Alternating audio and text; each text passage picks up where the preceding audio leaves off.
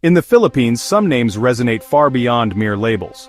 They are brands, powerful symbols that have the ability to shape the very course of history and politics, influencing the lives of millions. Two of the most influential names in the Philippine political arena are Marcos and Duterte. These names evoke strong reactions and represent distinct legacies. Ferdinand Bongbong Marcos Jr. carries the weight of his father's history, a former president whose rule spanned decades and left an indelible mark on the nation. Rodrigo Duterte, known for his tough-talking persona and iron-fisted approach as mayor from Davao, also defied expectations and rose to the highest office in the land, the presidency. For a significant period, these two powerful families forged a political super-team, uniting their forces, fundamentally changing the dynamics and the very course of Philippine elections. Their alliance effectively united the Marcoses' solid north stronghold and Duterte's formidable Mindanao base, creating a seemingly unbreakable bond.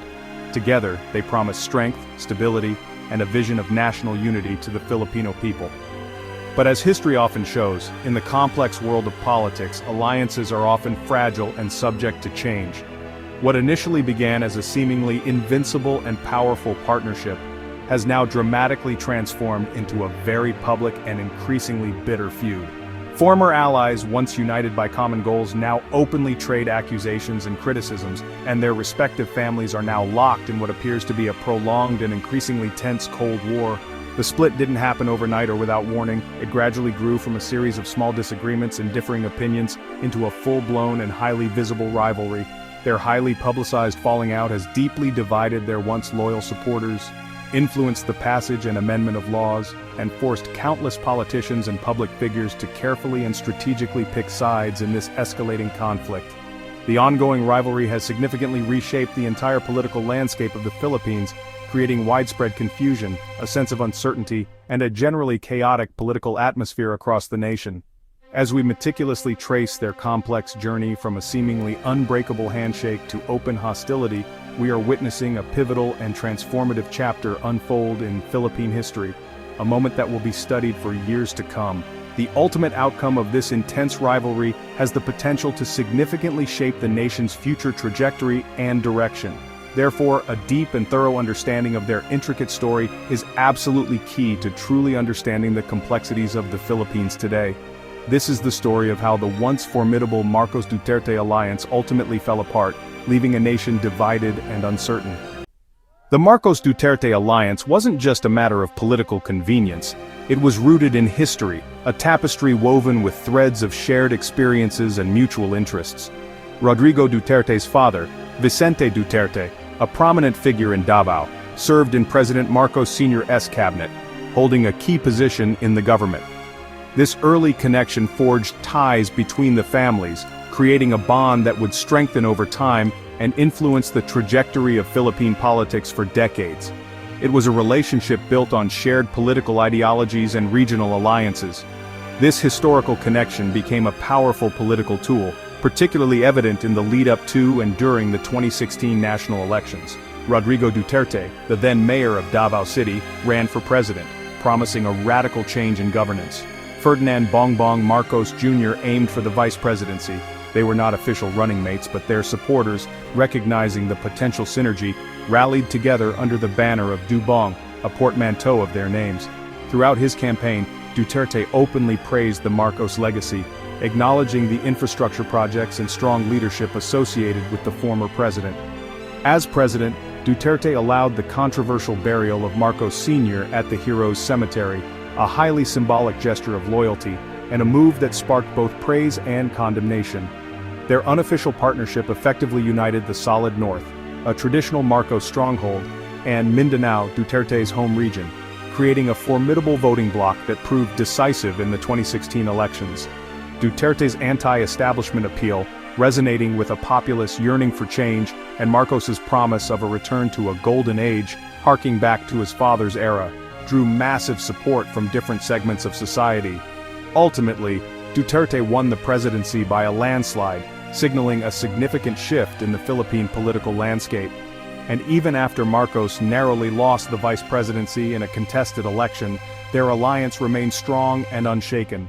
Throughout his term, Duterte openly favored Marcos as a potential successor, hinting at his endorsement for future elections. Furthermore, Duterte appointed several Marcos allies to key positions within his administration, solidifying their influence in the government. Their partnership had become a major force at the very center of power, shaping policies and influencing the direction of the nation. The friendship between the two families was no longer just a matter of historical record, it had transformed into a tangible political reality. With the 2022 elections on the horizon, the stage was set for an even stronger and more decisive alliance in the years to come. Their unity, seemingly unbreakable, would soon reach its zenith, promising a new era of political alignment. However, beneath the surface of this seemingly impenetrable alliance, subtle cracks would eventually begin to appear, foreshadowing future tensions. When Rodrigo Duterte assumed the presidency, it marked a significant turning point in Philippine politics. His rise to power was fueled by promises of change and a no-nonsense approach to governance. Almost immediately, the Marcos alliance flourished, signaling a powerful coalition that would shape the nation's trajectory. This partnership was built on shared political interests and a desire to reshape the country's future. One of the earliest and most symbolic acts of this alliance was the burial of Ferdinand Marcos Sr. at the Heroes Cemetery. This controversial decision, made with Duterte's unwavering support, was a defining moment, seen by some as an act of closure and by others as a painful reminder of the past. It solidified the bond between the two families and signaled a new era in Philippine politics. Throughout Duterte's term, the Marcoses consistently defended his administration, offering unwavering support and solidarity. This was especially evident during the height of the controversial war on drugs, a period marked by intense scrutiny and international criticism. The Marcos family stood firmly by Duterte, bolstering his position and reinforcing their alliance. Duterte in turn frequently praised Bongbong Marcos, recognizing his potential and influence within the political landscape. He actively kept him in the national spotlight, ensuring that Marcos remained a prominent figure in Philippine politics. This strategic move paved the way for Marcos's future ambitions and solidified the alliance's long-term goals. Their carefully cultivated partnership reached its peak in the lead-up to the pivotal 2022 elections. Sara Duterte, the president's daughter and a rising political star in her own right, made the strategic decision to run for vice president alongside Bongbong Marcos, creating a formidable ticket. Together, they branded themselves as the Uniteam, a symbol of unity and collaboration. The Marcos Duterte ticket quickly became a political juggernaut, dominating the campaign trail and capturing the attention of the nation. Their campaign was built on promises of unity, stability, and continuity, appealing to a broad spectrum of voters. Massive rallies drawing crowds from all corners of the country, a sea of red and green banners filled the streets, and passionate promises to continue and build upon Duterte's programs energized their supporters, creating a wave of momentum that seemed unstoppable. The Uniteam's victory in the 2022 elections was nothing short of overwhelming. Bongbong Marcos ascended to the presidency, while Sara Duterte secured the vice presidency, solidifying their control over the nation's highest offices. Their alliance appeared unbreakable, a formidable force that seemed destined to shape the future of the Philippines for years to come. They were now firmly in control, dominating the highest levels of government and wielding immense power. It seemed as though the golden age of their partnership had finally arrived, a period of unprecedented unity and collaboration. But beneath the surface of this seemingly impenetrable alliance, tensions were quietly simmering, hinting at future conflicts and disagreements. Unbeknownst to many, the seeds of discord were already being sown, threatening to unravel the carefully constructed facade of unity. The story of the Marcos-Duterte alliance was far from over. In fact, it was only just beginning. Soon, the much-celebrated unity would give way to division, revealing the complex and often unpredictable nature of Philippine politics. Even at their peak, cracks began to show in the Uniteam. Rodrigo Duterte sometimes criticized Marcos Jr., calling him a weak leader, a subtle but telling sign. Cabinet appointments became a source of friction, with some Duterte loyalists feeling sidelined. Sara Duterte was made education secretary, but other Duterte allies were left out of key posts. These decisions bred quiet resentment. The issue of the International Criminal Court deepened the rift. Duterte refused to cooperate with the ICC's drug war probe, but Marcos Jr. hinted at rejoining, challenging a core Duterte policy. These disagreements didn't break the alliance immediately, but they planted seeds of doubt. Publicly, the Uniteam still appeared united, but behind the scenes, tensions grew. The partnership was no longer as solid as it seemed. The political ground was shifting. The alliance was being tested by the realities of power. The whispers of disagreement were growing louder. Quiet tensions exploded into open conflict. The trigger, Sara Duterte's request for confidential funds as vice president and education secretary. The House, led by Marcos's cousin, slashed these funds, a move seen as a direct attack. Rodrigo Duterte lashed out, accusing the House and the Marcos camp of corruption. The feud became personal and public. The People's Initiative for Charter Change fueled suspicions that Marcos wanted to weaken the vice presidency.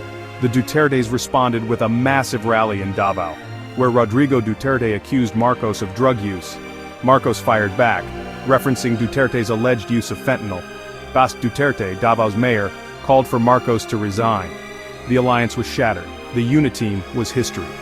The dream of a united North and South had become a bitter rivalry.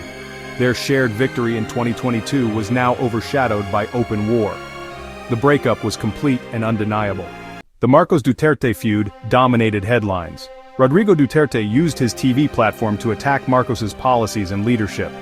The Marcos camp responded, with allies defending the president and launching probes into Duterte-era programs. The removal of Sara Duterte's confidential funds was just the start. The ICC investigation into the drug war put the Dutertes on the defensive. The feud became a family affair. Sara Duterte acted independently, while her brothers and Marcos's wife took public sides. Every issue became a battleground for their rivalry. Social media and news outlets amplified the conflict, fueling division. The war of words was now deeply personal and toxic. The alliance's collapse exposed the fragility of political partnerships. Philippine politics had entered a new era of open, family-driven conflict. The Marcos Duterte split reshaped Philippine politics. The once solid supermajority in Congress fractured, forcing politicians to pick sides. Marcos loyalists gained power while Duterte allies were sidelined. Party alliances shifted, with PDP-Laban becoming opposition, and Marcos's party consolidating power. The rivalry set the stage for the 2025 midterm elections, a test of strength for both camps. Davao City, the Duterte's stronghold, became the center of opposition. The North-South unity that defined the Uniteam was gone, replaced by deep division. The main political battle was now between two former allies, confusing the public. The split weakened the government's message and made consensus harder to achieve. National projects and services risked being caught in the crossfire. The rivalry's impact would be felt for years to come. The public feud left Filipinos divided and weary. Supporters who once cheered for both families now argue online and in communities. Duterte loyalists praise his boldness, while Marcos supporters defend the administration's achievements. The split has created two passionate opposing camps. Even families and friends are divided by the rivalry. Some Filipinos are simply tired of elite infighting, wanting leaders to focus on real issues like inflation and jobs. The 2025 midterm elections will test which side holds more sway. The results will reveal where public loyalty truly lies. The rivalry has become personal for many, but a growing number demand solutions over drama. The coming elections will set the stage for the next presidential race. The people's voice will decide the next chapter. The Marcos Duterte saga is more than a political drama, it's a lesson in the fragility of alliances built on convenience. Their rivalry will shape the nation's politics for years, especially in the 2025 midterms and the 2028 presidential race. A divided government risks losing focus on urgent issues like poverty and economic recovery. The challenge for Filipinos is to look beyond personalities and demand real solutions from all leaders. The future of the Philippines rests not with political dynasties but with its people. This chaotic period is also an opportunity for voters to demand better governance. The Marcos Duterte split is a turning point in our history. How we respond will determine the country's path forward. The next chapter is ours to write. The nation's future depends on the choices we make today.